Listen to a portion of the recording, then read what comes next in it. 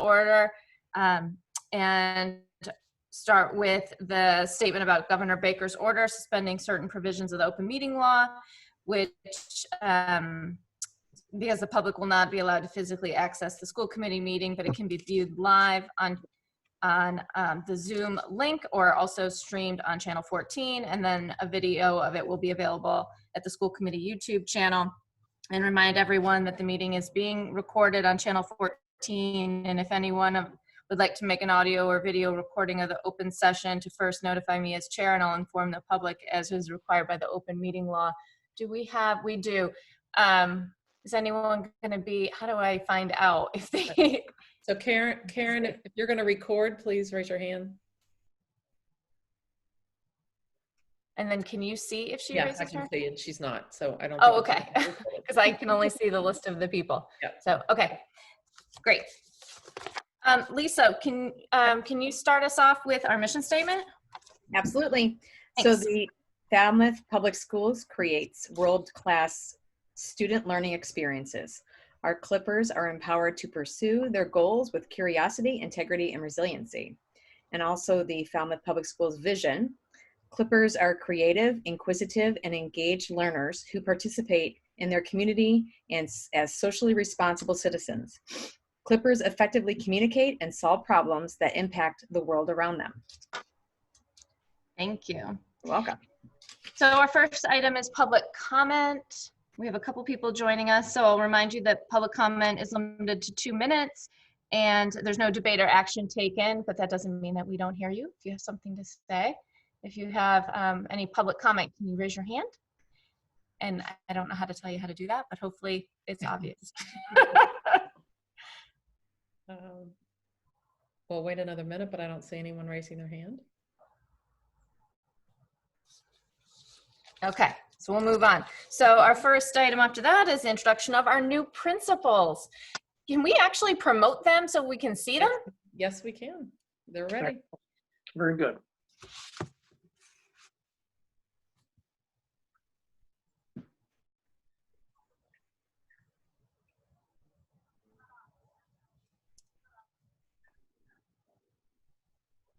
And if they don't want to be seen, at least we can hear them. Oh, then they have to be seen. It's a requirement. There's Rose and Paul. Welcome. Thank you for joining us.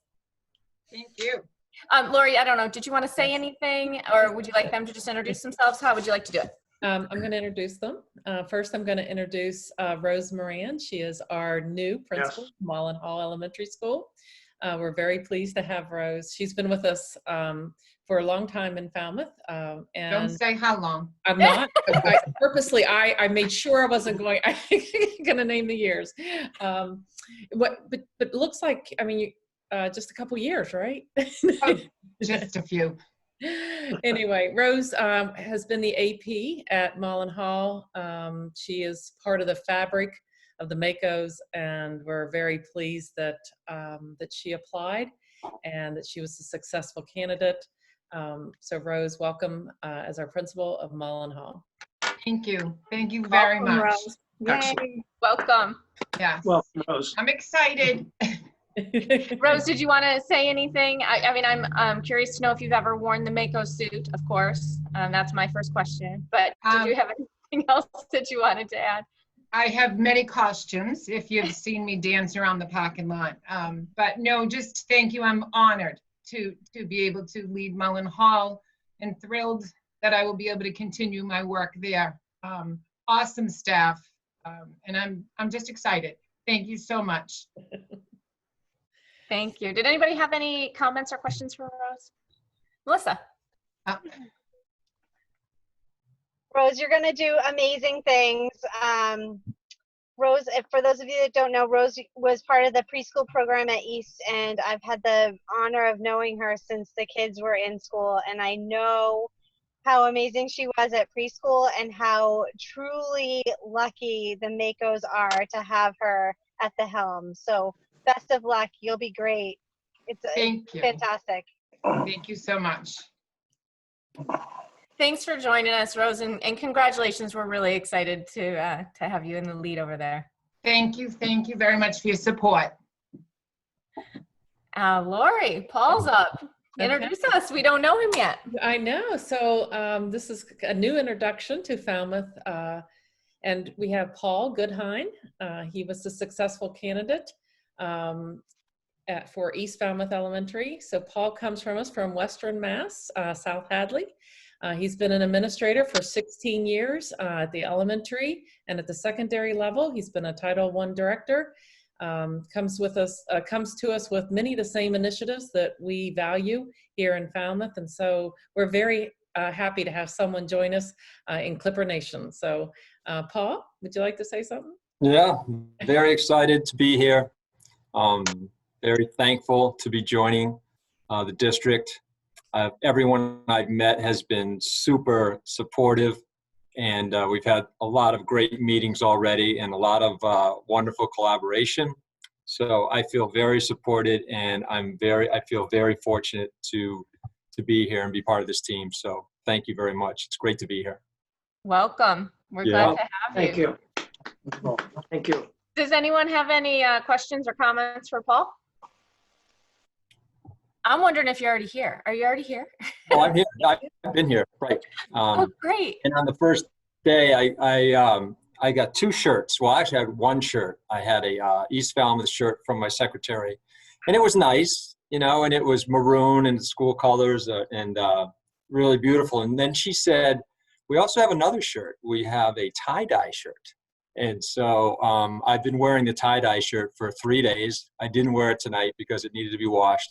But I absolutely love the psychedelic tie-dye East Falmouth shirt. And everyone's just been really nice. And everyone's just asked me how they can help and get me settled. And I'm actually, you know, up in Orleans right now. It's a little bit of a trek, but it's really nothing at all. I've commuted my entire life and my professional life. So commuting a little bit is not a problem at all. And just really, I went down to the beach the other day and just said, God, I can't believe I'm here. This is just awesome. Yeah, we feel that way all the time. Yeah, it's pretty amazing. It's Lisa? pretty cool. Welcome, Paul. Thank you. I'm speaking on behalf of there's several parents here that are part of the school committee whose children have gone through East Falmouth Elementary. So it's near and dear to our hearts, and we're very excited to have you on board. So welcome. Great. Thank you very much. It's great to be here. Well, thanks for taking time to join us tonight and for coming to Falmouth, and I hope you have a wonderful year. Great. Thanks a lot. Thanks, Paul. Okay. Thanks, Paul. Can't wait till we can actually see people in person. It'd be so nice. Yeah, I know, right? It'll be fun. It'll be different. It will be. It'll be wonderful. So Lori, you continue to have the mic. Update on the superintendent. Okay, so I have a few things that I wanted to update. I think that now things are going to be happening very quickly. So we'll be having some updates about the plan that's now due July 31st to DESE. So this week and on the 28th, we'll be able to present more of a full plan for you on the 28th, right before we need to submit. Although I will say that the commissioner has really cautioned us that it is, you know, a draft plan that we're submitting, and that we're really not presenting a full plan until mid-August. So just want to caution everybody that we are putting together our plans, but that he, you know, we really still need to get additional guidance from the state. We need to see the, you know, the governor's status of Massachusetts and where we are, but we are moving full steam ahead. Our teams have been working diligently. The principals are working on their plans. They're sharing them with the parent staff advisory committee, getting feedback. They're sharing them with their school leadership teams, getting feedback, revising. It's been cyclical, and it's been moving very quick in the last 2 weeks once we got the initial guidance from the state about reopening. Just a couple points that I want to point out: that safety is absolutely our, you know, top concern. We want to be able to get everyone back in a very safe manner. And so we've been very thoughtful around that. The the guidance from the state, the medical profession, our local health agent has been about the wearing of the mask, the distancing, and the hand washing. Those are the 3 keys. And so I know that there's a lot of people nervous about this big step. It will be a big step to bring kids back, but we will have every safety protocol in place. In the classroom, the desk will be 3 to 6 feet apart. We are right now lucky that we can pretty much do 4 feet, and in some areas even a little bit greater than that. The mask, just a reminder, everyone has to wear a mask from grades 2 up to through 12. It is recommended for our youngest students, but not required. But it is recommended that even with our youngest students that we try to keep them 6 feet apart, but no less than 3. The meals has been a new addition that we have worked out the details. We are, being able to have all children 6 feet apart during mealtime, at which time they can take off their mask. So we have worked out plans. The cohorts will stay together from pre-K through 8th grade. And so even during mealtime, recess time, outdoor classroom time, in the classroom, the cohorts will remain together. In some situations, the teachers will be moving between cohorts, especially as we get to the specific content areas as we go up in grades. So there will be still multiple teachers moving, but the cohorts of students will be staying together. At the high school, we're still working on our high school plan. I'm not going to have a lot of detail for you tonight. I know that there were some questions about the 1 week in, 1 week out. It is the preferred model by the medical profession.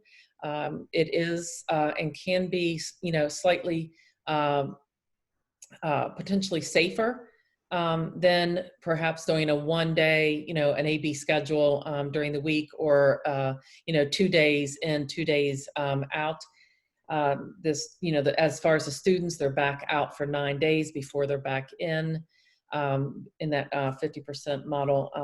And so it is less potential exposure to our staff. It's more consistency. When you actually get to the schedule, it provides more consistency. If you do 1 day in, 1 day out, or 2 days in, 2 days out, you have that kind of 5th day, whether it's a Monday or a Wednesday or Friday, you kind of have this extra day there. And if you just kind of continue into the next week, it really does create confusion for students and staff. And so for all those reasons is why we had selected the 1 week in, 1 week out. That is not to say that we haven't looked at the other schedules and continue to look at the other schedules, which brings me to a discussion with the Cape and Island superintendents around a potential regional solution, which we are looking at all of those. For the most part, we are looking at the high school level. It is very difficult to have all students in. And so we're looking at the 1 week in, 1 week out as being, again, the preferred model, but everyone is looking at other models within, as far as a couple days in, couple days in to see out to see what that would look like potentially all around. So we're still studying everything, but we are looking at a potential regional solution as well. Just wanted to give a little update on the survey. First of all, I just want to thank all of our families. We had an incredible 2,426 response back. So I'm absolutely thrilled, because it really is identifying each student and the potential of the choice for each student. It really helps us plan well for the return. So I so appreciate that. I have some of our staff that is actually working on being able to gather the information from the additional families. So we'll hope to have everybody accounted for soon.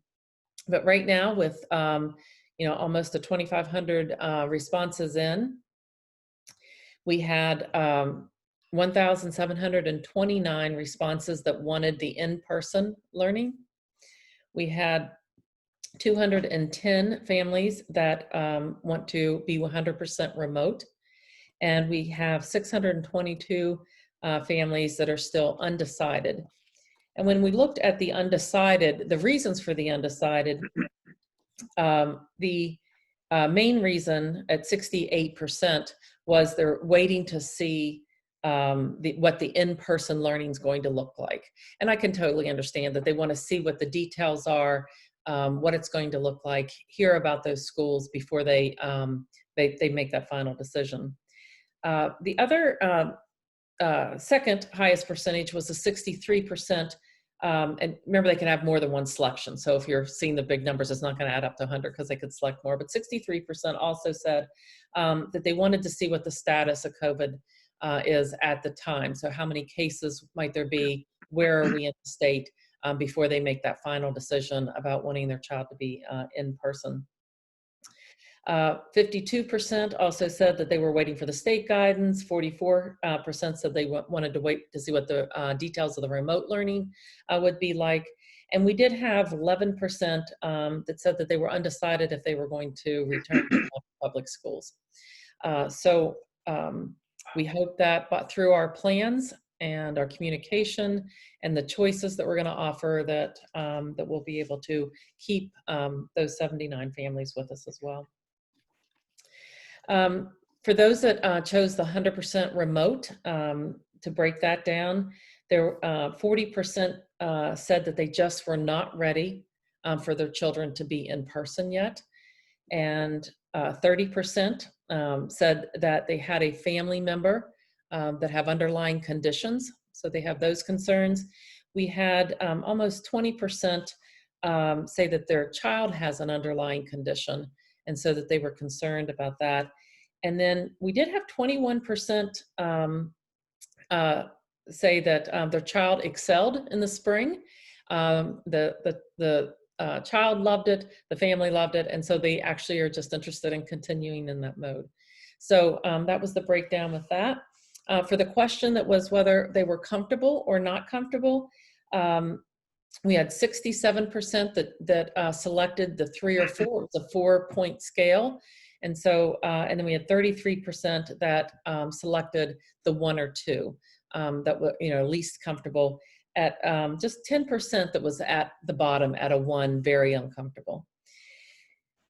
Some of the comments, as you can imagine, ranged, and we really appreciate the comments because it does give us a lot of feedback. We're still working our way through, but at the first run of it, the comments ran from everywhere from it is just not safe to return and to they're comfortable with returning with safeguards in place to we just need to return. We don't need masks. We don't need distancing. We just need to come back. So as you can see, that it does cover a large range of how people are feeling. There's the ones that feel like they need to be in person. The comments were just that, not just the learning, but the social emotional aspect of students being together, that it's very important. Some did say that they really wanted to see what the improvements were that we were making in the remote learning. Now that we've had time to learn, we've had professional development, what's going to change for the fall. And then there were a number of people that just wrote in that they just don't want their children to wear masks. And you can understand all of these things. So trying to balance a plan that works for, most of our people, but having enough options that works for everyone, I think is what our goal is. I also wanted to, there was a transportation question. The reason we had asked if parents were willing to drive, it might not be their first choice, but were they willing to drive? Because we don't yet have the guidance on the school bus transportation, but perceiving that the number of seats are going to be fewer on the buses, some parents had contacted me and said that they were willing to drive their children. They felt like there were many parents that would do that to partner with the school district so that we can get our students back in. And I want to say that there were 537 parents that said that they are willing to drive to help us out. And that was in addition to the 984 that just prefer to drive. So we have that. So over half of our students' families are willing to drive to help us out. And once again, Falmouth is incredible. I'm just so proud to be here and to lead this district because I really do believe that we have true partnerships with our families and the community.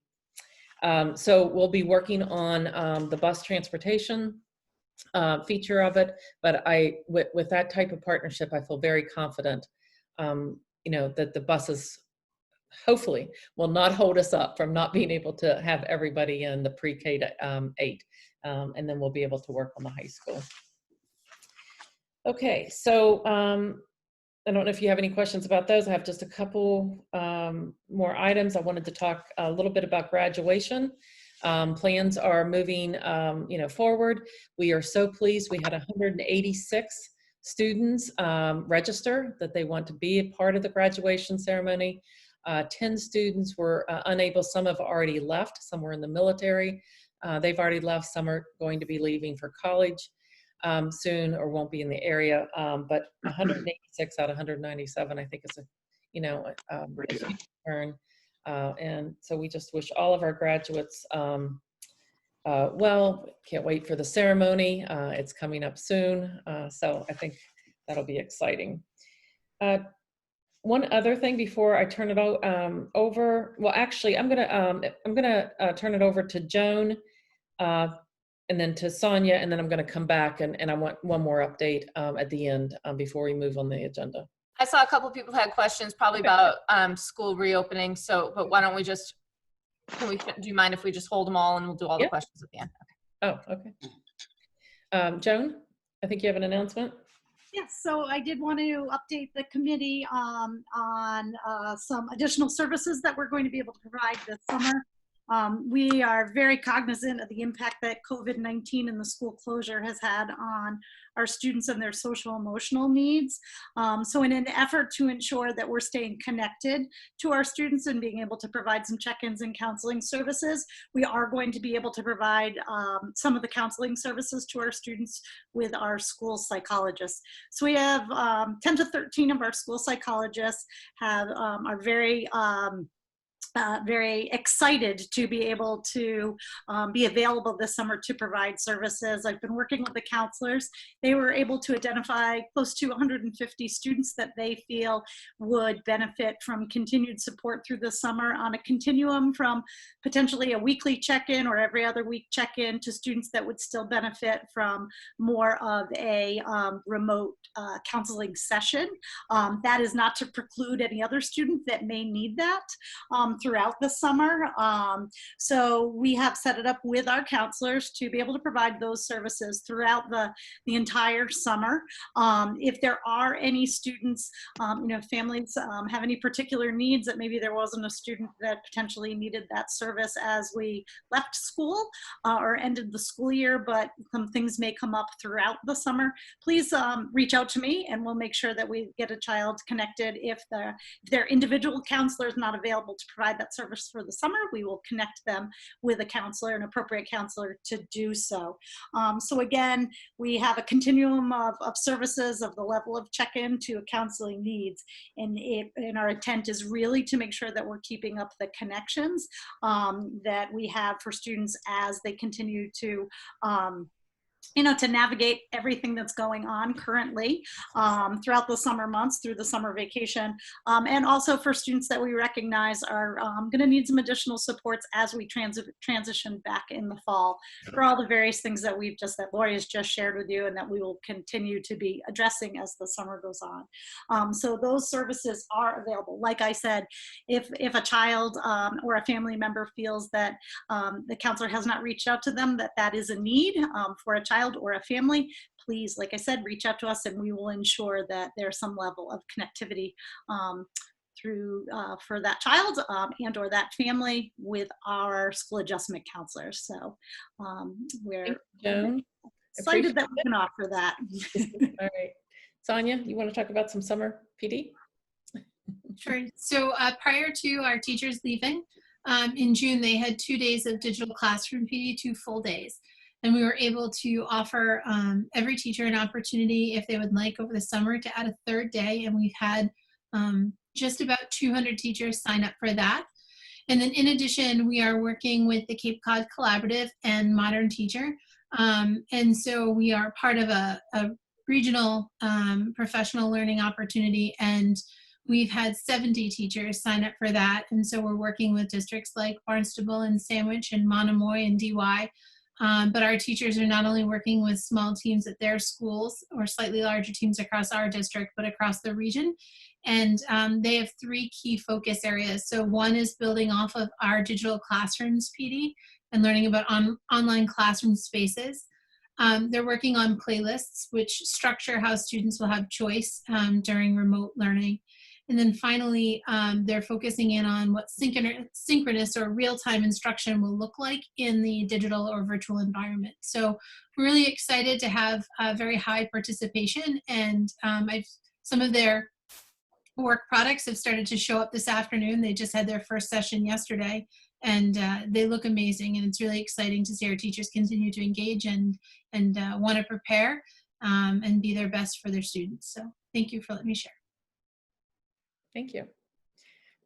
So I don't know if you want to questions, because that's pretty much all around our school planning and opening before I make. Yeah, let's do it. So I think Terri, you had a question, then John, and then Leah.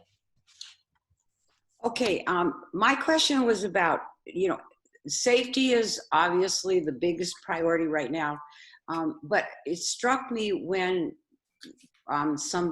some possibilities for the high school were the 1 week in and 1 week off, because having been a teacher and remembering when you have those long weekends, let alone a 4-day weekend, curriculum suffers. There's just no getting around it. So I don't know, I heard you mention like 1 day in or 1 day out, but maybe like Monday and Tuesday, and then Wednesday clean the place, and Thursday and Friday the other group or something. But I'm sure you're looking at all those hands. But as I said, or maybe if things calm down, we can get away from the 1 week and one week in and 1 week out. Again, it's curriculum that's on my head, because there's just no getting around it that doesn't suffer with when you have a break. I mean, I know the kids will have things to do, but it's a break. And the other thing I worry about from the high school level is, Laura, you were talking about the cohorts, like in the elementary schools, they have 1 teacher or a couple of special teachers and whatever. But I mean, all the teachers in the high school are going to be in a bunch of different cohorts. So, I'm sure it's a nightmare thinking about the high school. It's just a nightmare thinking about all of them. But anyway, there was my more than 2 cents. Let's call it 5 cents. Thank you for letting me ramble Right. on. I'll try to give you 10 cents back. So, okay. No, I hear what you're saying. Absolutely. I think I'm going to let Sonia talk about the continuity of the curriculum and how that's going to, continue from 1 week to the next. So Sonia, I'm going to put you on the spot there to share about our LMS and some ideas about how to keep the continuity with our students. Sure. So Terri, you and I, having taught at the high school together, I can appreciate your concerns. So there are 2 things around when students are present. So using the Schoology LMS, and then also we've been testing out cameras that we can use in the classroom that would allow us to record instruction. So being able to create a library of lessons and then being able to host those on Schoology is one piece of that. Another piece of that is that for students who are home, they could potentially access streamed instruction while it's being recorded in the classroom and being brought to them. But the other part of it is the piece around playlists that's being worked on through the digital classroom PD and also through that collaboratively offered PD with, pardon the redundancy, Cape Cod Collaborative. So the playlists are a key focus where the students have an opportunity to pick from a very well-prepared menu, some choice activities, and then there's some required activities that allow them to continue to extend the learning. And so that will be able to take what they're learning in 1 week and help them to apply it in the following week, plus they'd be able to access the instruction that's happening that week while the other half of their class or other peers are in session. So it's actually enriching some of the resources that are available to the students, but also giving them more choice opportunity than they may have if they're all together all the time. So those are just a couple of the pieces that we're thinking through.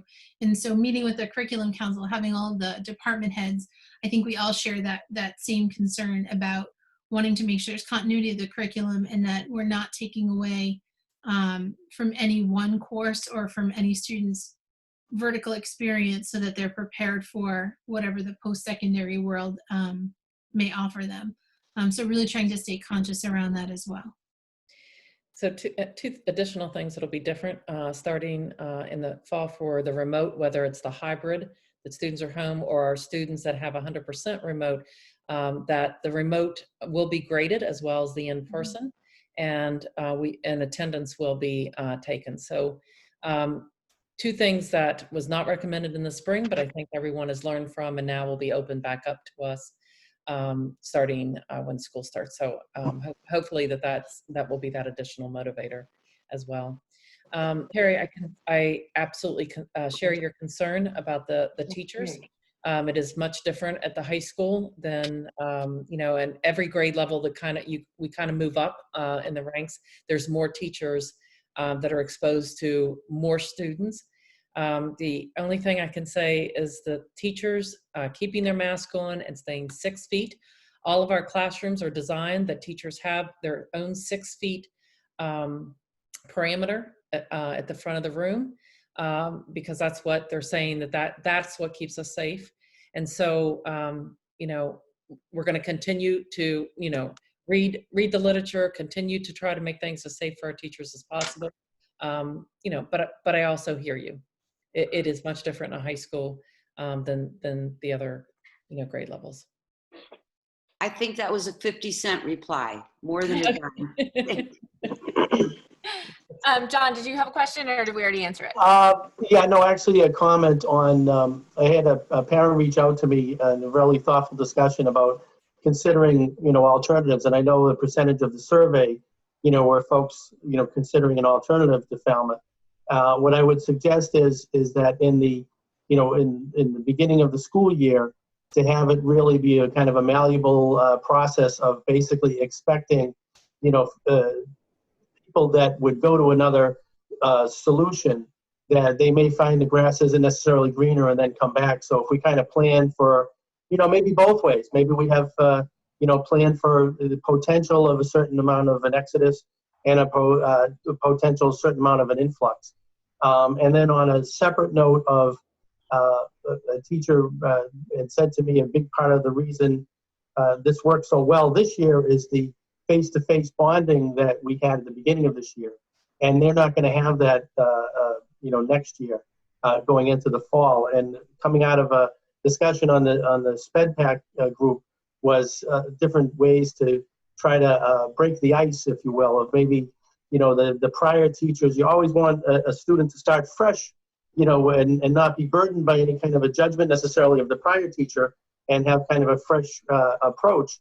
But also you don't want to dismiss things that a cadence, whether there's certain verbal or different cues that a student may really do well with, that if any kind of a profile, if you will, we're doing the different surveys, but maybe a snapshot of, we could maybe Sonia, Joan or some, or yourself, Laurie, too, could kind of come up with what would be kind of the bullet points that would make, kind of a uniform dynamic of saying, this is something about the student, even something, personally, like the Patriots or something.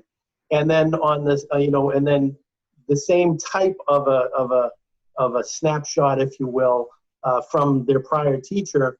And then on the other side, the teachers, and I know they're doing this to some degree anyway, but having a little video of themselves or things as, a profile of them. So the more we can say, here's the student, here's the teacher, and then try to melt that as much as you can, I think would be great. That's great. Great suggestions. Thank you.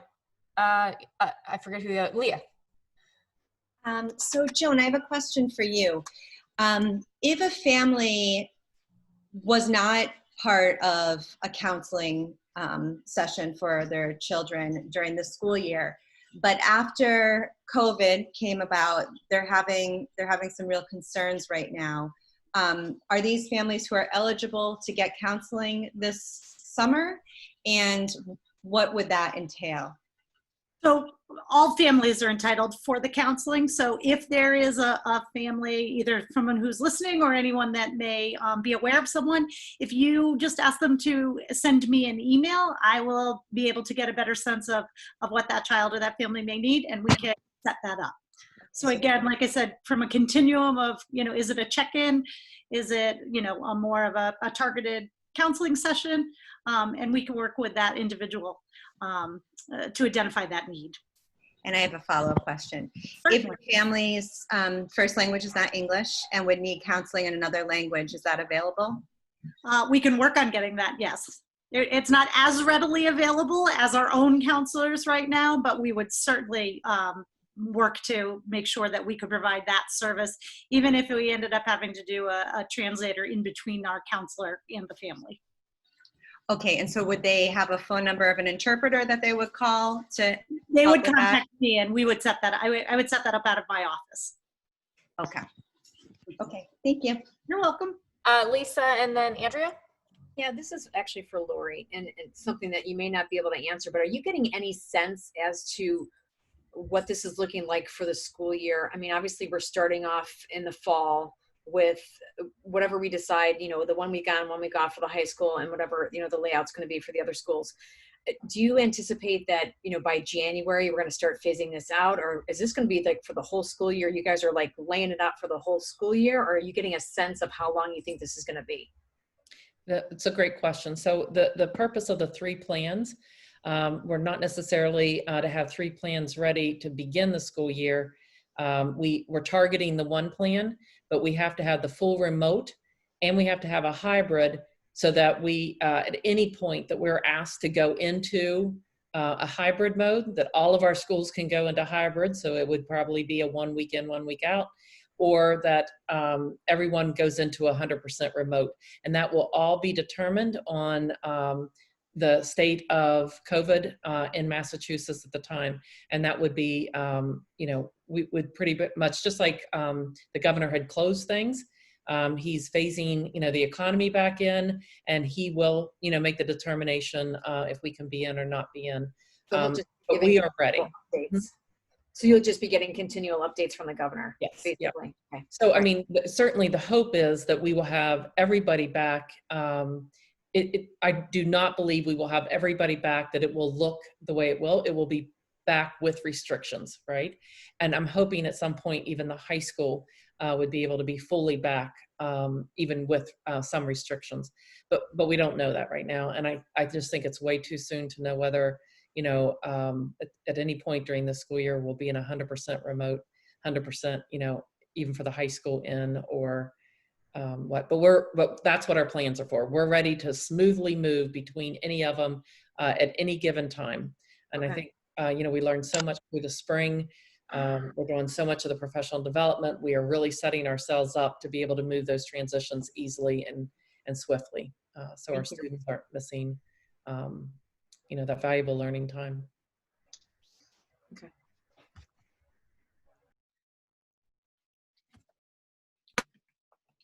I was muted. Sorry. Joan, were you trying to reply to that as well?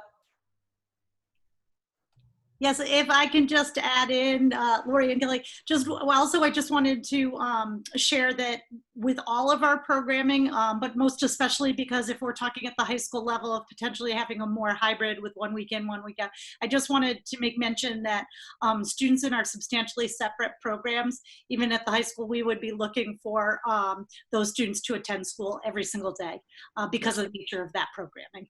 Yes. Thank you. Andrea, you were up.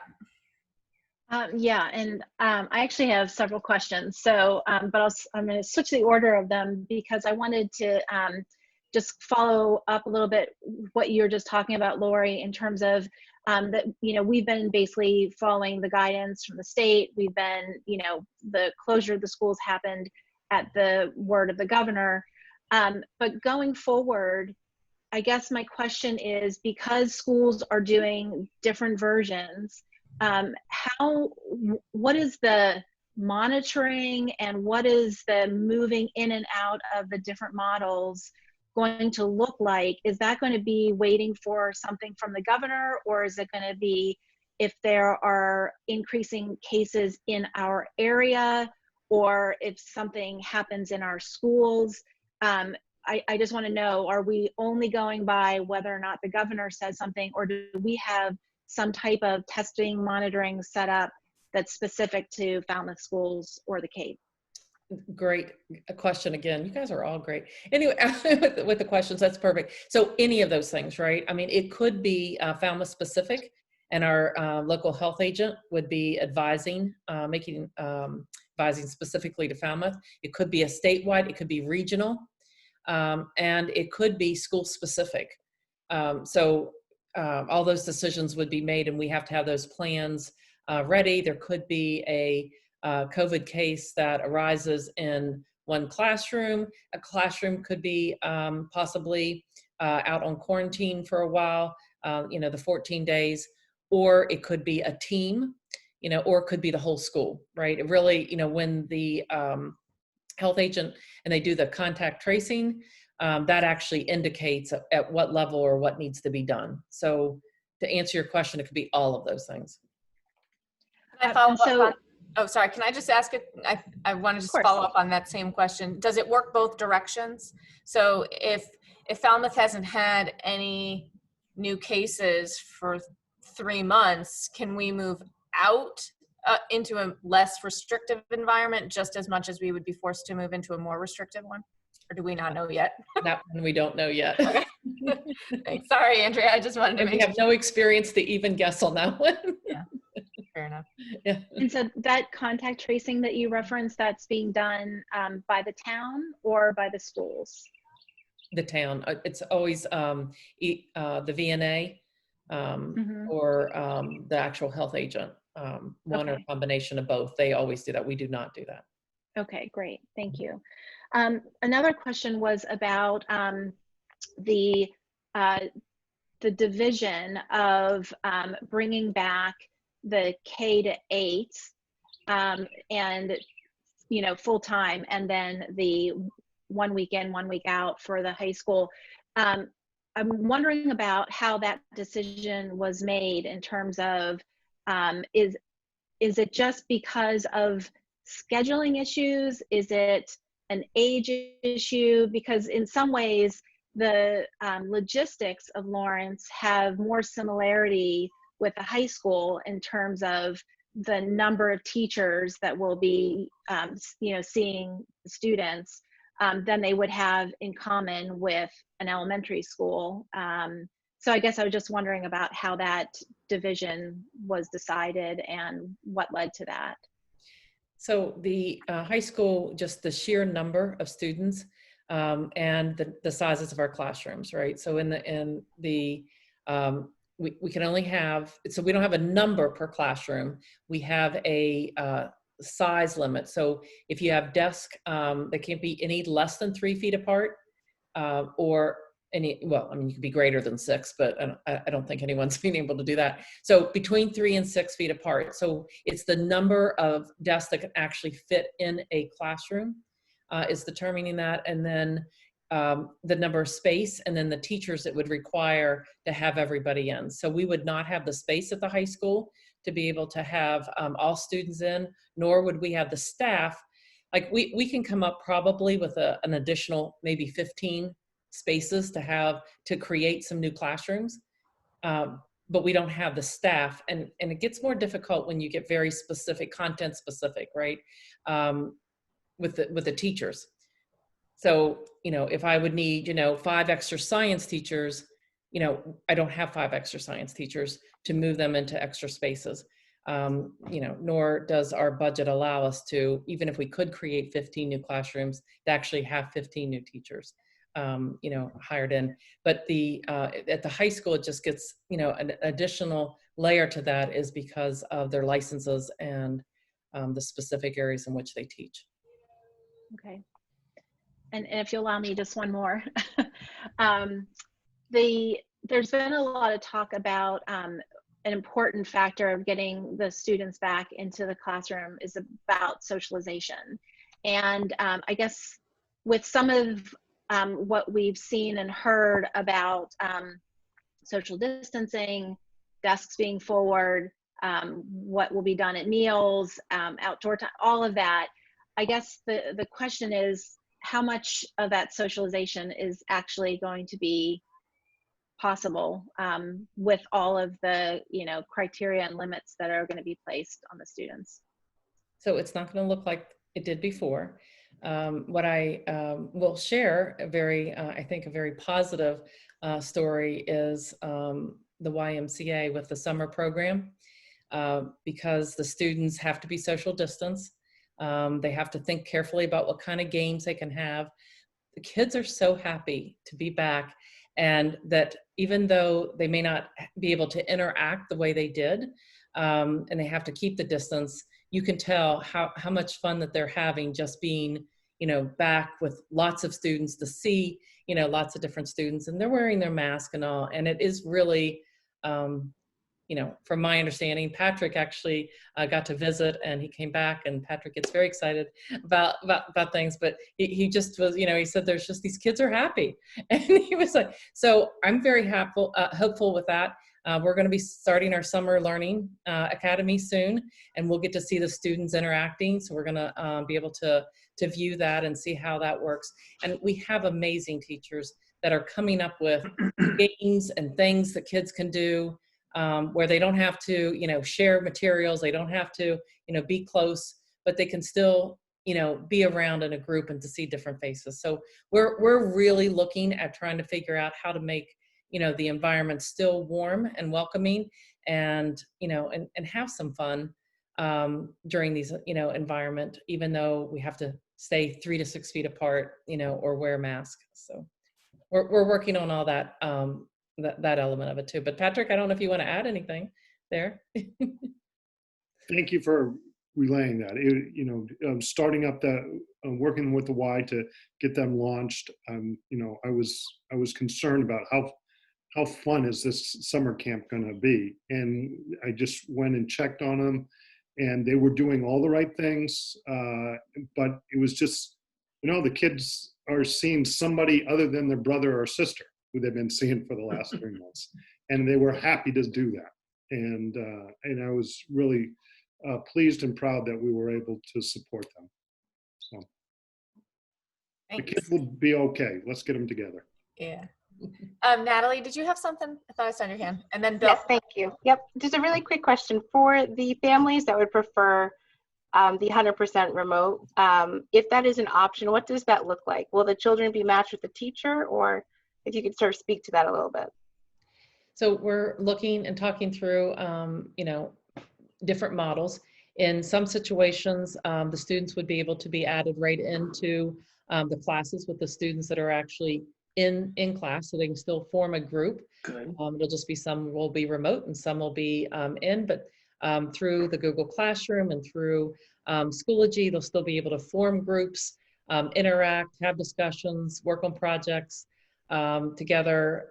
So in some situations where that's there. At our youngest ages, I believe that the best model would be that we have remote teachers,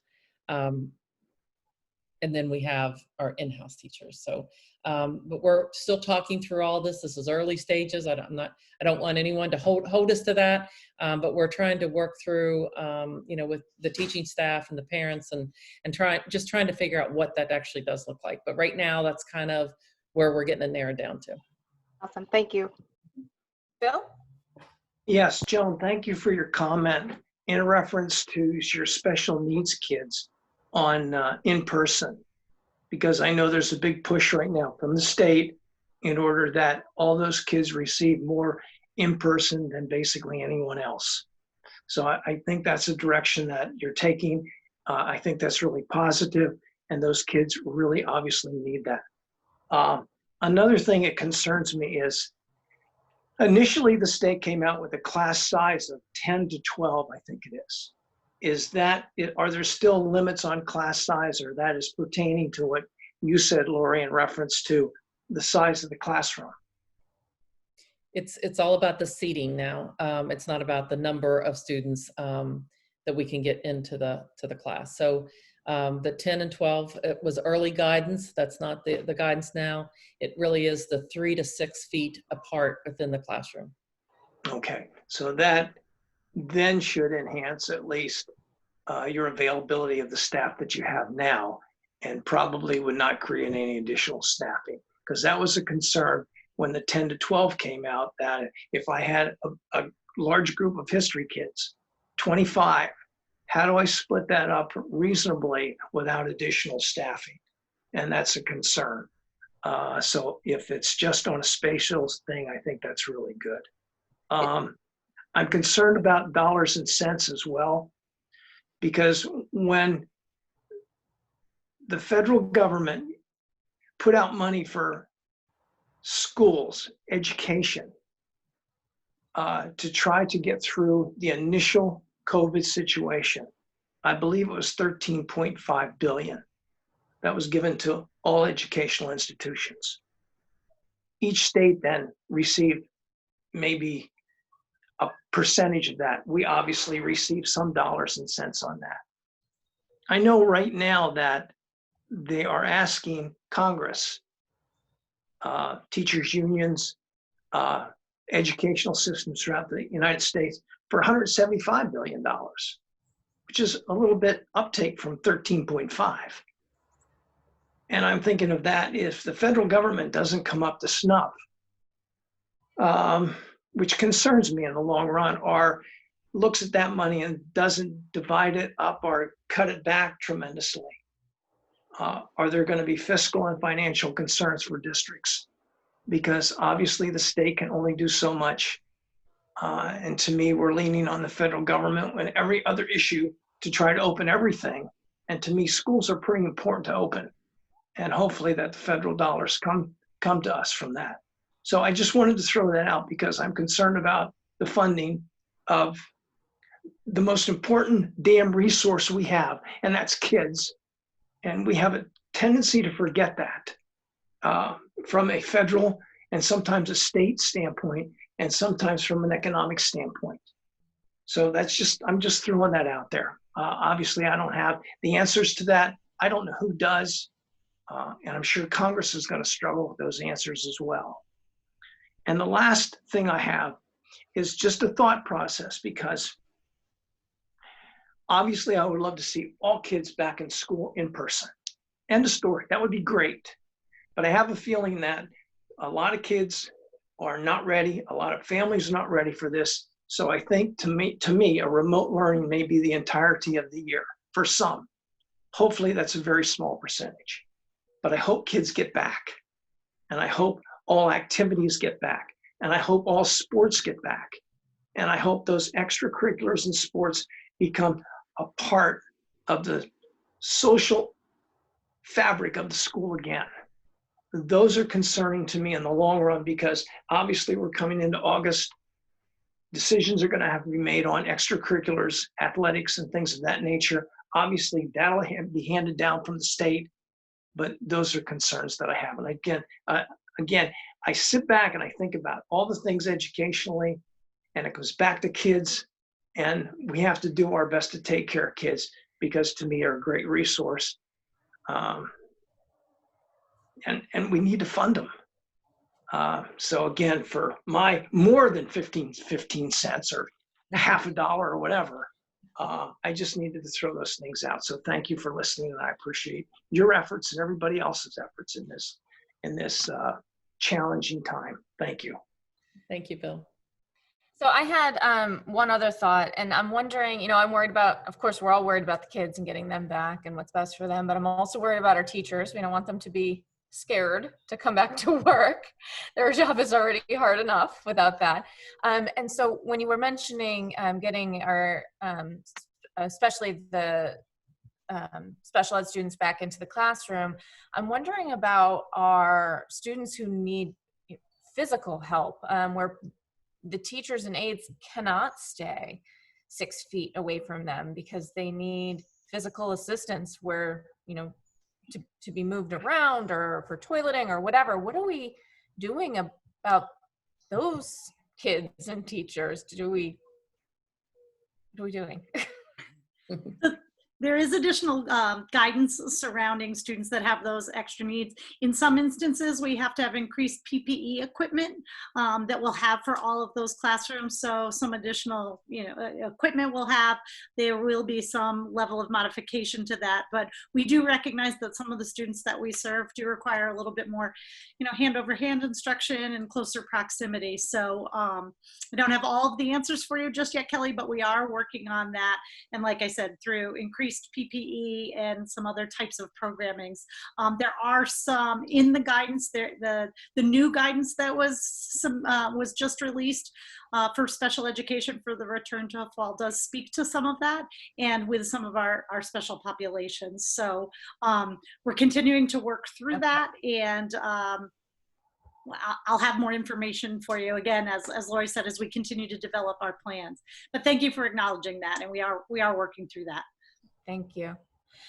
So Lori, you said at the next meeting we'll have, the plans will be done because you're going to be submitting them just a few days after. So are you anticipating that we'll be able to have, a pretty robust presentation about what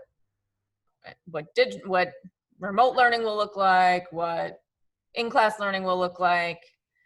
Yeah, that is our goal. Great, because I know that it's we're only going to have a lot of attendees that night. It's only a mere 2 weeks away, Kelly. I know. Yes, that is our goal. All right, great. Any last questions or thoughts? As usual, it's like Melissa.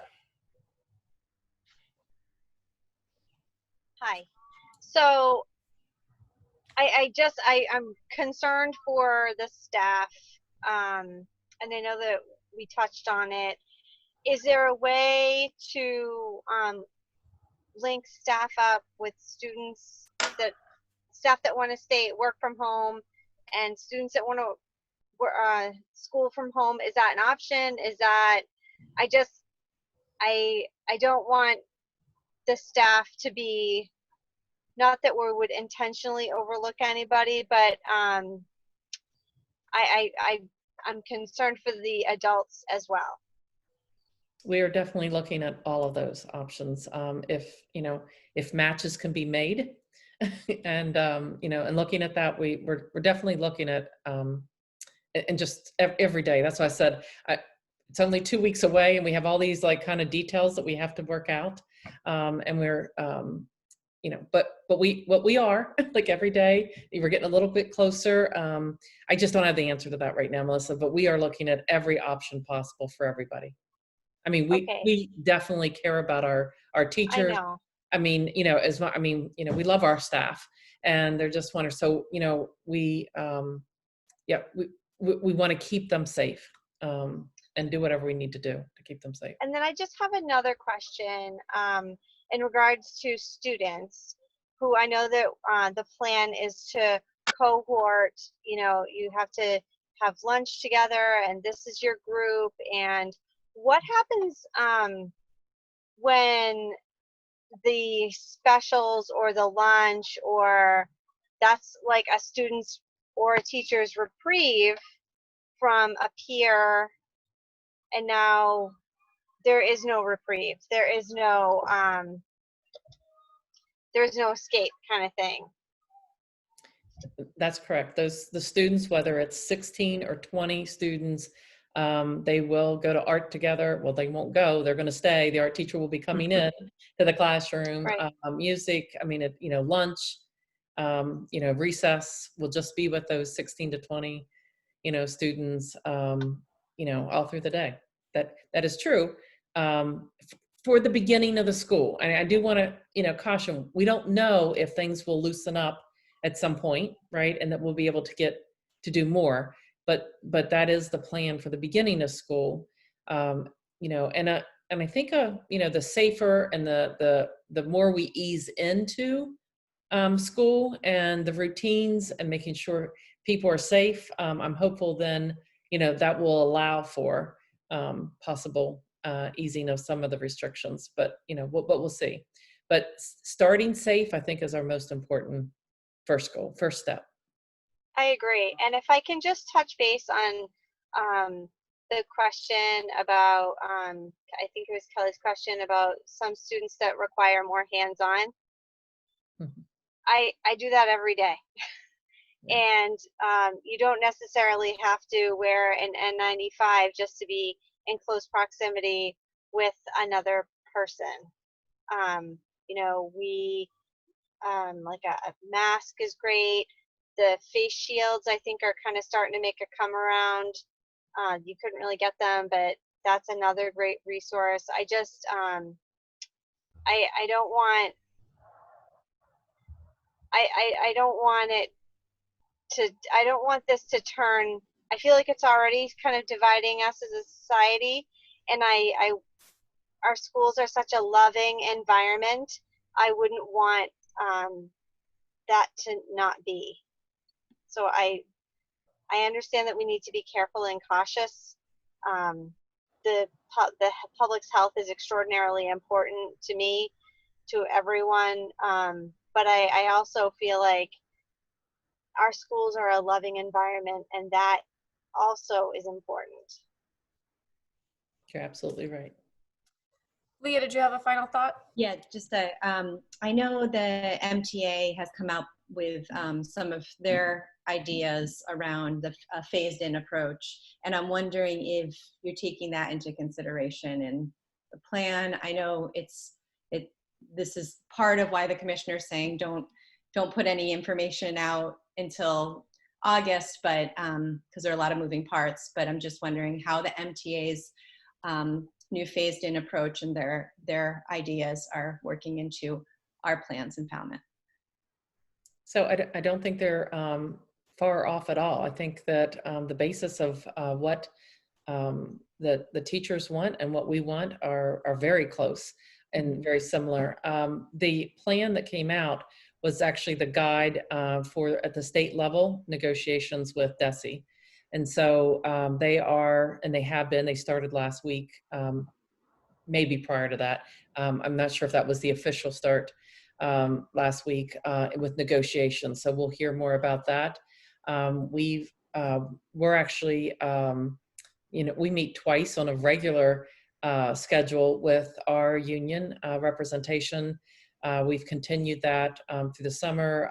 We've certainly met more when needed. We'll be meeting more, I think, moving forward as we look at this plan and we hear what the needs, and they do vary from district to district. So we'll have more on that too. Thank you. I just want to pick up on one thing that Melissa just mentioned. I know that historically we try to create classrooms with a sense of randomness and who the teacher is that is assigned to that class and whatnot. But I'm wondering if maybe this year it would be helpful to have last year's teachers or specialists who know all the kids at least glance through those class lists and say, okay, these two, there's a recipe for a disaster, or this kid doesn't have any friends in this group, because they are going to be really stuck. They're going to be stuck in that group. And to maybe just be flexible if it really doesn't work, that we might have to move some kids around after the start of the year. I mean, we don't want to create chaos, but just acknowledging that having no break from that cohort. I don't know if it's possible, but food for thought. So they were working all through the spring on all that. That's actually a part of spring routines before staff and students leave in the spring, and they create the plans. This year there was a extra special attention, I think, given to the plans, input from parents. So all that was looked at, and they've already been forming those cohorts on. Oh, that's great. Yeah, so great. Yep. All right, thank you. Oh, Melissa, this is the last one. We got to keep moving. Sorry, just for parents, would it be a good idea for them to email the principal or the adjustment counselor, or what should parents do? I mean, this is the time to say, I strongly would prefer my child here. I know that we don't encourage that, but I really feel like this is a unique situation, and that parents should feel like they're being heard. Yeah, absolutely.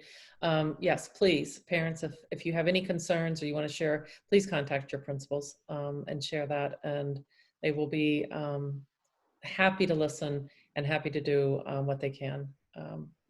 We realize these are special times. Thank you. Okay, Sonia, we finally made it to you. Preview of the policy manual. Are you going to be able to actually show us something? I am. All right, wonderful. I had to make sure Ryan gave me share permission. Okay. There we go. So this is the district page. This is where we start, and just to make sure, I'll hit it again. And so when someone arrives at the district page, there's the school committee tab in the top banner, and now this is no longer blank. You can click on the policy manual. And so the policy manual main page, the landing page, will show up here in the center column. But what you'll notice over here is the new navigation by section. So you can now access every single one of the approved policies. You would pick a letter, and you would, I'm going to go down here to L because it's the smallest one. But you can open up the section. And so you can click on the section header, which gives you just a quick description of what this section focuses on. Or you can click on the individual policy itself, and it'll open up. So there are a couple of additional steps that I've talked to Ryan Weber about that we'd like to be able to do going forward. One is to use an app that runs off of the website that would allow you to search by keyword to be able to access information. And then the other is, over time, starting to build hyperlinks. So where there's a reference to the MGL, or if this were a policy, L is probably a bad one to exemplify, but if there was a cross-reference to another policy, we can then link back to that policy elsewhere in the policy manual. So previously what would happen is you'd click on policy manual and you'd get one PDF for each section, and you'd have to scroll through. So anytime one policy changed, we'd have to pull out that PDF and change the whole section and put it back up. So now it's a little bit more dynamic in how it can be used and accessed and updated, as long as you expand these and then you can find them. So the next step that we want to be able to take, and this is part of that conversation with Ryan's help, is to be able to set up a keyword search, so that if someone doesn't know that, you know, what they're looking for is in section D, and they don't find the titles as readily helpful as they'd like it to be, they would have that additional layer of looking within the site. But everything is here. It's posted on the Falmouth Public Schools site. There's no third party. And so we're just going to continue to update this as we go with some of those hyperlinks to the cross-references, and hopefully get our keyword search. But everything is now here, sections A through L. And the most fun was section J, which is why I didn't, it's a very long section. That's our longest one, focused on our kiddos. But I just wanted to take a quick moment to share that with you and show you the navigation. Thank you. Any questions for Sonia? Any praise for Sonia that we finally got this done? This is very excited. I know. It's wonderful. Any questions? John. Well, lots of praise for Sonia always. But in this particular case, with the keyword searches, just a suggestion, it may be something they're going to do anyway, but if it could have, you know, the standard kind of Boolean logic of the quotations to try to make it, you know, as if it's, you know, only having those words where it's in, you know, inside the quotation, things like that would be helpful. Okay, I will note that, but that's definitely Ryan would have to help me there. Fair enough. And I really think that keyword search is going to be very helpful. It'll be helpful for me, and I know what these categories are. So I can only imagine that for somebody who is not familiar with the policies, to try and find something that has to do with a particular topic, it could be very tedious. So I think the keyword search is going to be really utilized. This is a moment that kind of feels like when we're in the conference room and we struggle with the projector and Ryan comes swooping in. Yes. He just sent me a text message, and he said that before we build that out, if you use this search option, embedded in the website, it will also support a level of keyword search, but it'll just go broader than the policy manual. But it may actually take you into the policy itself that you're looking for. It just has to index itself. And he said it'll just continue to improve once we have the app functionality. So it just felt like that moment we were having a face-to-face meeting and he swooped in to give us the assistance. So maybe in the meantime, we could actually put something on that front page that has the basic information about the policy manual that just lets people know that they can use the search bar at the top of the page. I can add it here, and then I can also add it in each of the section headings as a quick one-sentence reminder. Even if it's not ideal, I think it would still be helpful to people. Okay. But that's great feedback. Yeah. Anyone else have any? Oh, you know what? I can't see everybody. Anyone? Melissa, I'm glad I scrolled down. That's okay. So great job, policy team, because it was definitely a team effort, and it's definitely been a labor of love, and I'm so glad that I'm so glad we did it. I'm so glad that we had the help from Jim, and I'm really excited.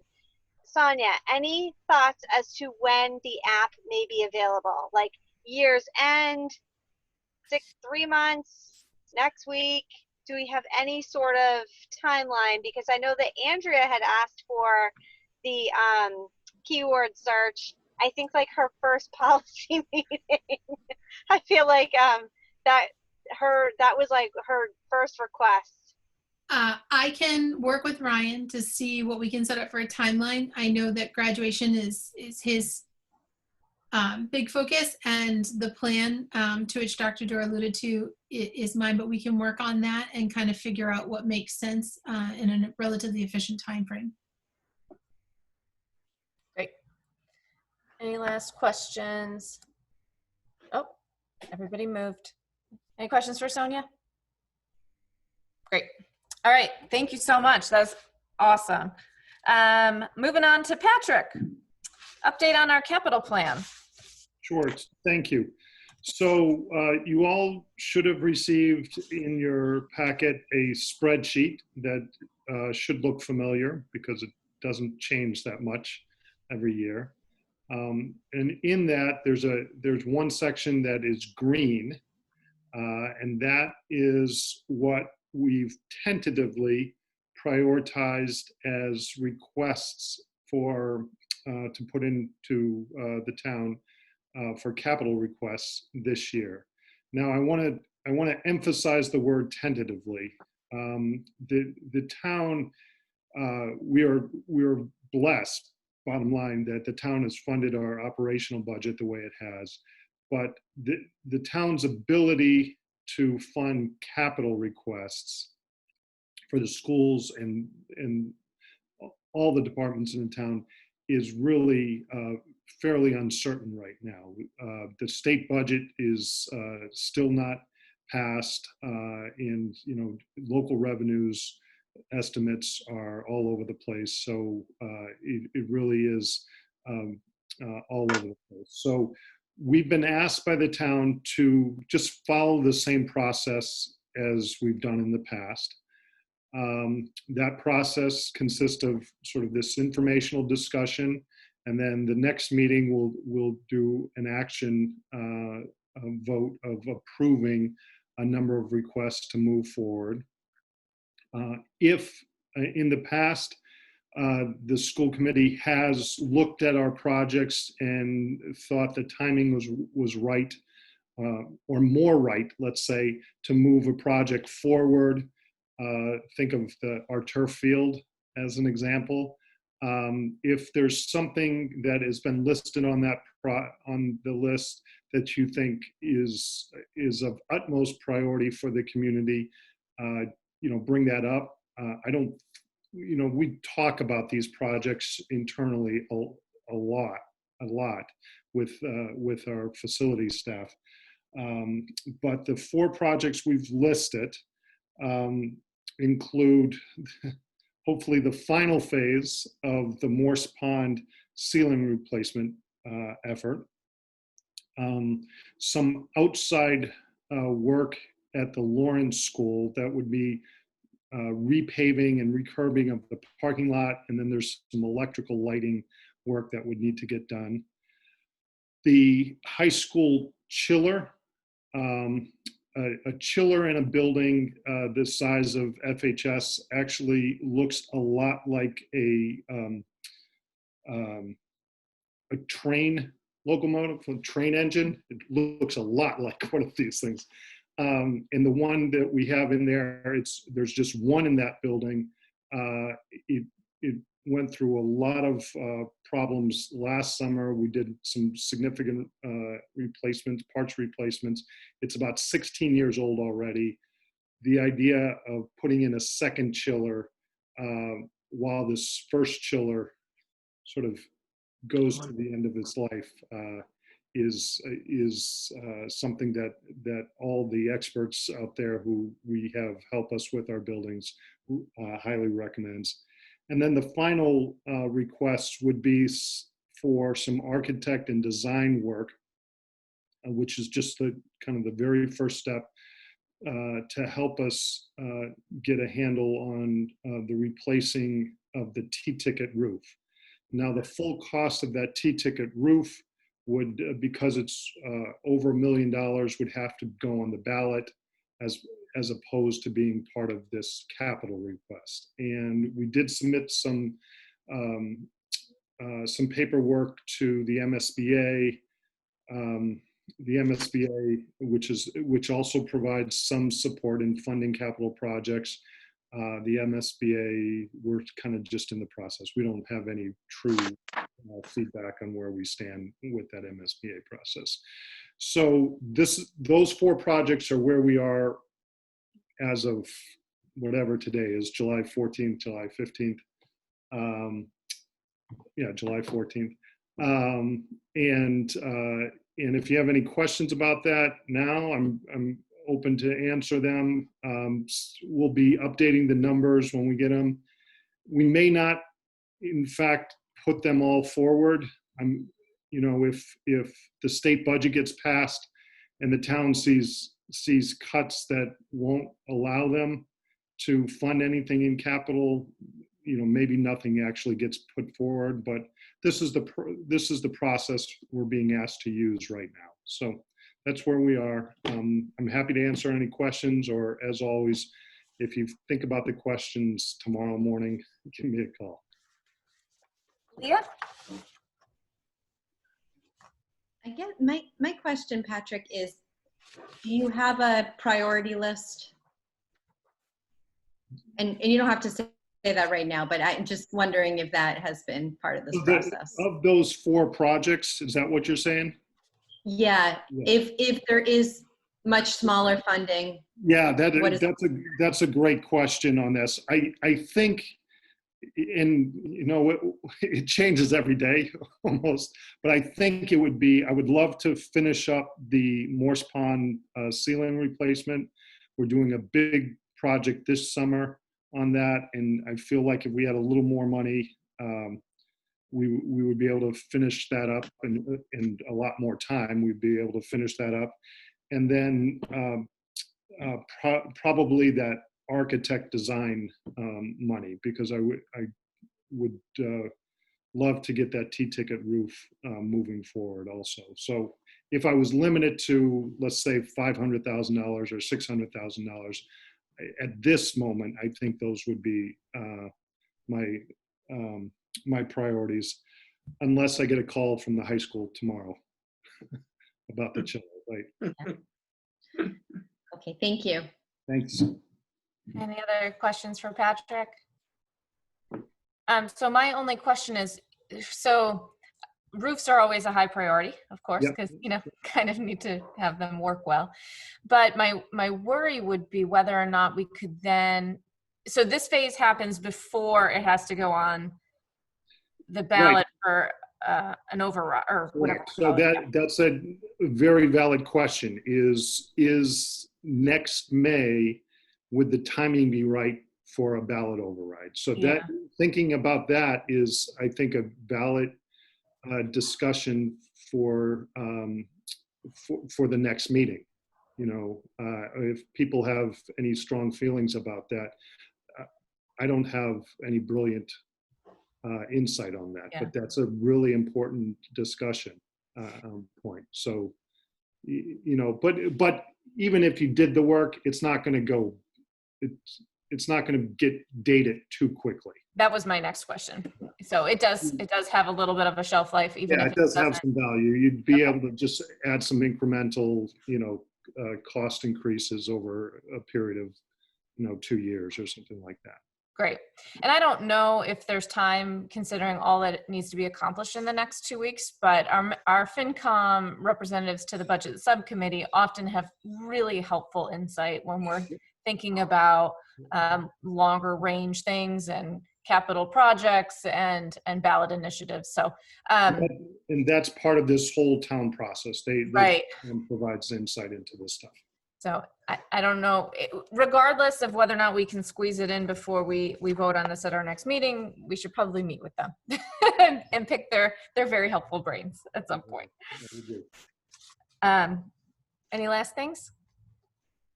Great, thank you. Thanks, Patrick. That was helpful. Acting on a Stop and Shop donation for $2,071.02. Who's telling us about this? To share good news. These funds are from the rewards program, so it's a donation based on a % of the sales. And then it goes to the high school. There's the Student Appreciation and Recognition Awards. You know, on normal times it might be field trips or dances or, you know, so, you know, great funds for the students, and I'm sure they'll be creative on how that might work this year. Is there a motion? Oh, Leah, were you going to make a motion? I was going to make a motion, but John, do you have? No, I was going to make a motion. I'll second Leah's motion. To all right, Leah, can you actually make it? Yes. So I'll make a motion to support the Stop and Shop donation for $2,071.02 for the A+ award program. And a second from John. Is there any discussion or questions? Great. It's a roll call vote. Andrea? Andrea Thorrold, yes. Bill? Yes. Melissa? Keefe, yes. Sorry. It's okay. Terri? Yes. Leah? Leah Palmer, yes. Natalie? Natalie Kanellopoulos, yes. John? John Furnari, yes. Lisa? Lisa Hart, yes. And Kelly, I'm a yes also. Passes unanimously. Thank you so much to Stop and Shop. Next is acting on a surplus vehicle from 2007 that's probably got like 500,000 miles on it or something crazy. Patrick, can you tell us what it is? Yeah, it's well into the 200,000s, and just because something has 200,000 miles doesn't mean we don't love it. If we have to pull it off the road, that's why we surplus it. So. Do we have a motion to declare this vehicle surplus? I'll make a motion. Is there a second? Second. Natalie seconds. Any questions or comments about? Okay. So it's a roll call vote again. Andrea? Andrea Thorrold, yes. Terri? Yes. Melissa? Melissa Keefe, yes. Bill? Yes. Leah? Leah Palmer, yes. Natalie? Natalie Kanellopoulos, yes. John? John Furnari, yes. Lisa? Lisa Hart, yes.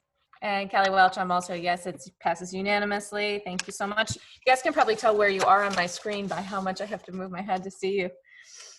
Next up, we have our routine business approving the minutes from our June 23rd meeting. Is there a motion to accept the minutes?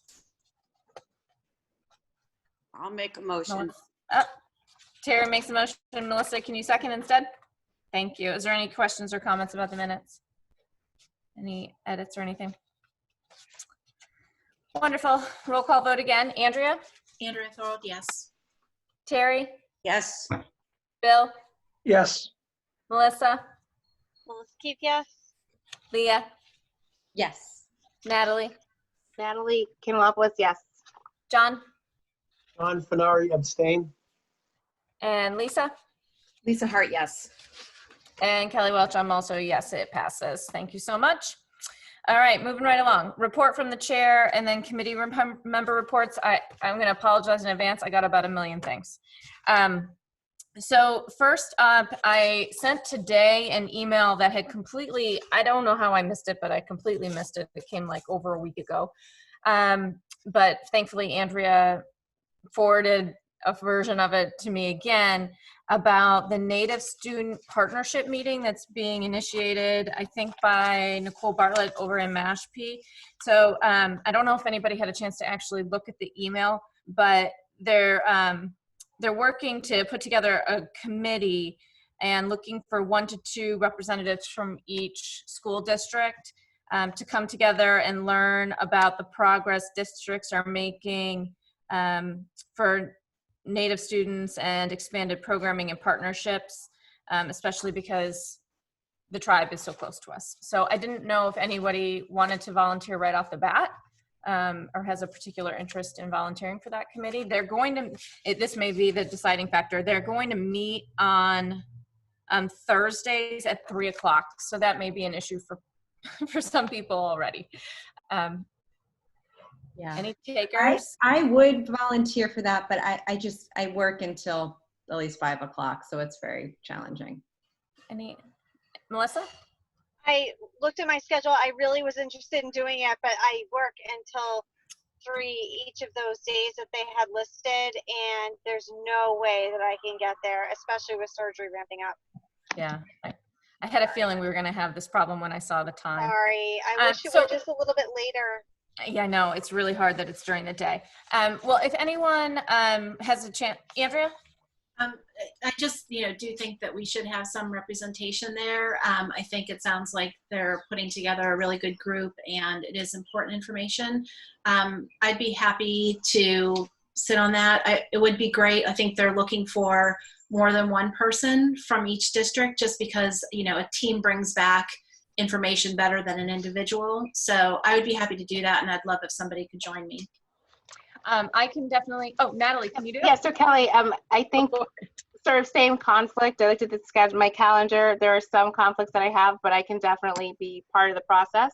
So to Andrea's point, the more the merrier to sit in on those meetings. And I think also if we can have 2 people do it together, then if it is a continuing thing where they're meeting more regularly and one of you can't make it, we're still able to contribute and bring back the information. So thank you so much for being willing. I think it's really important. Okay, I'll try and move it along. Next, the retreat. So thank you to some of you guys who sent me topics. I really appreciate it. I think our agenda is pretty much set, but I did want to let you know, we had talked, a couple people had mentioned having some conversation about race or cultural bias. I'm sorry, there's a helicopter flying over my house. This is what happens when you're really close to the hospital. And with the number of other things that we were going to try and do at the retreat, we just can't have that type of presentation or discussion on top of the other things. So Lori and I talked about it and found a way to offer it as a standalone session. So we will have another retreat that is focused just on anti-bias, anti-racism, something along those lines. And like the email that Lori had sent out maybe last week, we did talk about not doing it just in isolation and instead inviting the select board to join us. And so I extended an invitation to Megan English Braga, and they talked about it last night at their select board meeting and are very interested in participating with us. So Lori has already got a presenter that she's already seen or sort of seen like through virtual, identified to come in and facilitate a conversation. And we're hoping for some time in September. It'll probably be our off Tuesday or something like that. But we're gonna have to try and work around also the select board and our presenter schedule. So I wanted you to know that we're still on it. It's just not gonna be at the retreat because it's actually too big of a topic. Any issues with that? Everybody okay with that? Moving it? Okay. Next is the Affirmative Action Diversity Coordinator. Terri, you had mentioned this at our last meeting and what that process was going to look like to add that position. And the town and the schools are going to have a meeting next week, very first meeting, to try and talk about how to put together that job description and what it's going to look like. And then once we do, it'll come back and I'll fill you in on what we learn about that. Convocation, so the very start of the school year is set for September 2nd. And since everybody, I know not everybody, but our schedules are all busy regardless of whether or not we work. So I wanted to give you the date, September the 2nd, and it's in the morning, in case you can join us. I'm planning on being there, and it will be in person, which will be really exciting, at the high school. And I don't have the exact time, but as soon as I have that, I'll send it along. But at least you can sort of block out a little time on the 2nd in the morning for convocation. Lori already talked about graduation, super exciting for our seniors. And then the last thing is the book study. So Lori was kind enough to include us in the book study that the administrators are doing this summer. I think you guys do it every summer, right? Do some type of a book study over the summer, and ordered books for all of us. And I think they're getting shipped right to our houses. Is that right? So you're going to get a book in the mail, and it's the same book that all the administrative staff is reading, the principals, and also all the PTOs are actually taking it on as well. And the PTOs at each school are going to be running their own book club to talk about the books. So I wasn't thinking that we would do that because we're already, super overloaded, but I'm hoping that people will join. Maybe you just join your PTO one if you're interested in having a additional discussion about the book. If you want us to do one together, I'm all for it.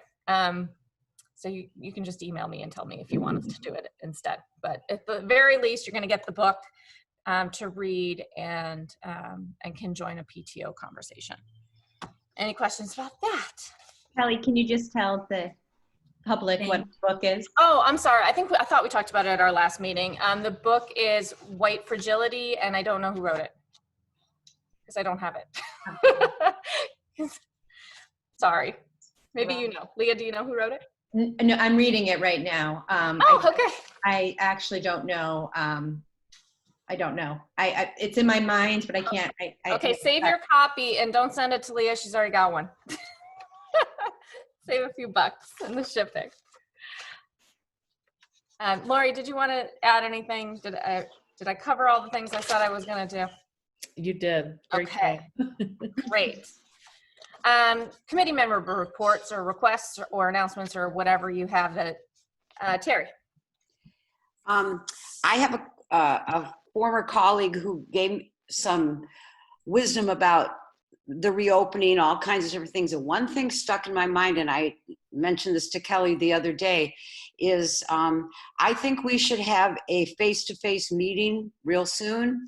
So instead of doing a Zoom, maybe not next meeting because it is so chock-a-block full of stuff, but maybe the meeting after that, if we could have a meeting in the administration building 6 feet apart, I think it might get the ball rolling for parents to, if we're thinking about it safe for kids to be back in school buildings, then maybe we should put our money where our mouth is and have a meeting like that. So that's just a suggestion. Thank you. John. Just the Special Ed Parent Advisory Council attended that. And a shout out to Jones, did a great job as participating in that also. And Shannon Gallagher, who's fantastic, was reappointed as chairperson of that committee. And then myself, excited and appreciative of all the Cape and Islands districts that I was reelected as chairman of the Cape Cod Collaborative as well for another year. Thank you. That's wonderful. And it's a great organization. And on that note, with regards to the addressing the COVID situation, the collaborative is purchasing some masks, the disposable masks, very inexpensively, and trying a new kind of pipeline of a supply. It's going to be in mid-August. I see Patrick nodding his head that Falmouth is participating in this. We're going to see how the quality of it is. And if it ends up being good quality, it's going to be exceptionally good savings for all the districts for a new source of the supply for the disposal masks. So that's very exciting. So that initial order is going to be coming in mid-August. So we'll go from there. But thank you. Thanks, John. Andrea. Yes, I wanted to just talk a little bit about some Massachusetts Association of School Committees events and matters for the membership. So on June 26th, I attended a virtual discussion group that was hosted by the Mask Minority Caucus. And it was just a way to start raising some issues that are important to the caucus and that they want sort of wider participation and involvement from the rest of the membership. So basically they broke into 2 discussion groups and then were able to flip the leaders of those groups so that everybody got to talk about both issues that were important enough that they brought them up as the first ones. One was about curriculum and inclusion in curriculum. One of the things that I was able to mention in that discussion was some of the work that Falmouth has been doing through our English department by adding supplementary texts. And it was something, I see Sonia nodding, because they presented at the last MASC conference last November about that. And so there was a lot of interest in that as a stepping stone to having more inclusive texts available to students as just sort of an easy, low-hanging fruit to get started. So that's obviously a very important issue. And the second group talked about the school to prison pipeline. And the first piece of that was just awareness of it as an issue. And then talked more about specifics, including the role of school resource officers in our schools and being very clear about that. Consideration of what are actually punishable offenses and how discipline fits into that. And I know that that's going to be something that our district is going to be talking a lot more about moving forward. And one of the things that they were stressing was to make sure that we collect and we have data on discipline and race, and that we regularly review that, because that's where we're going to have information about how we're actually doing. So all in all, I thought it was a really great informal way to just start to hear about some of the issues that we should be focusing on. It was also great to hear that these are things that I know our district is moving forward on. There's always more to do, but at least we've got a good start going. And then the other thing that I wanted to bring up, and I think that Kelly had circulated that to the whole committee, and you probably also got it directly from MASC. So every conference in November, there are the delegates will vote on resolutions that different districts across the state put forward for the MASC membership. And I think there are about 10 that are going to be going forward in November, but 2 of them are fairly time sensitive. And so it's being asked that school committees talk about these earlier than waiting for November.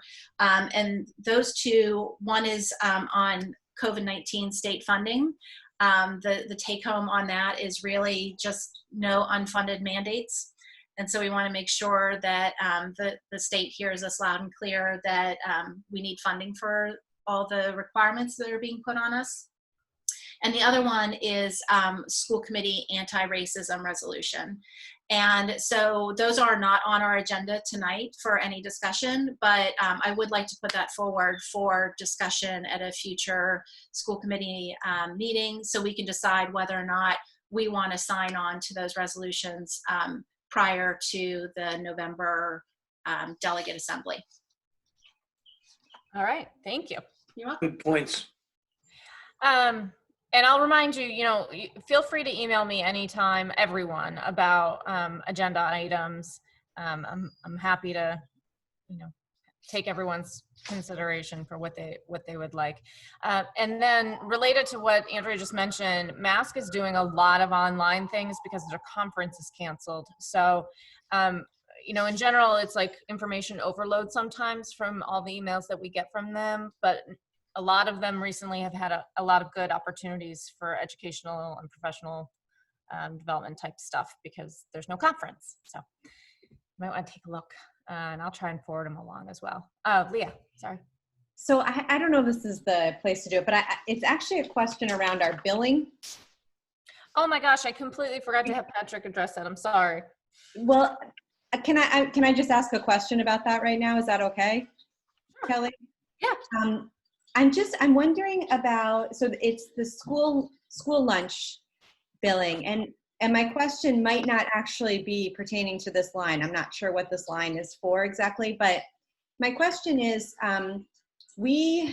families were going through very hard financial situations during the last few months. And I know that I'm sure there were families who owed money on lunches. And I'm just wondering, I know we're now past the fiscal year, but I'm wondering how that was dealt with, and did families get any reprieve? And maybe that is not at all what this school lunch payment is. I'm not sure. Yeah, I apologize that I should have offered the opportunity for people to ask questions about the billing packet that thankfully Bill has been handling for us and signing all the bills for us over the last few months. Patrick, can you speak at all about the school lunch line? So the question is specific. I need more specifics about the question. There was a lot in that question. Okay, so my specific question is, as parents, we receive a bill for any lunches we didn't pay for. And I'm wondering if there was any sort of reprieve for families this year with the fiscal crisis that many families were in. So here's the answer. It is our responsibility to create a process to attempt to collect unpaid. But very clearly, no child will go without a meal. Does that help answer this question? Yes, I mean, so did families receive bills? I guess that's my. There is a process that the schools go through that sends out, here's what you owe on your bill, that kind of thing. And if is there a consequence for families if they don't pay the bill? If we collect the money, we appreciate that we've collected the money. Okay. And was there, for graduation, is there any sort of requirement that you have? People get to graduate. Okay, thank you. That's great. It's nice when the answer is so simple. Any final comments, questions, anything? Okay, here goes nothing. I move that we move into executive session pursuant to General Law 30A, Section 21A7 to comply with or act under the authority of any general or special law or federal grant and aid requires. Purpose 7, specifically the open meeting law, Sections 22F and G, as well as an executive session to conduct strategy and preparation for negotiations with non-union personnel, the superintendent, and executive session to discuss strategy with respect to litigation, as an open meeting may have a detrimental effect on the litigating position of the school committee and MCAD complaint. It is anticipated that the school committee will not return to open session. Is there a second? I'll second. Thank you, Melissa. It's a roll call vote. Terri? Yes. Yes. Thank you. Andrea? Andrea Thorrold, yes. Melissa? Melissa Keefe, yes. Bill? Yes. Leah? Leah Palmer, yes. Natalie? Natalie Kanellopoulos, yes. John? John Furnari, yes. Lisa? Lisa Hart, yes. And Kelly Welch, I'm also a yes. So you should have the, after you sign out from this meeting, you should have a second completely different link that Sharon sent, I think yesterday, to log into the executive session. And feel free to take a second, walk away, and come back, because we all need to stand up. Thanks. Kelly.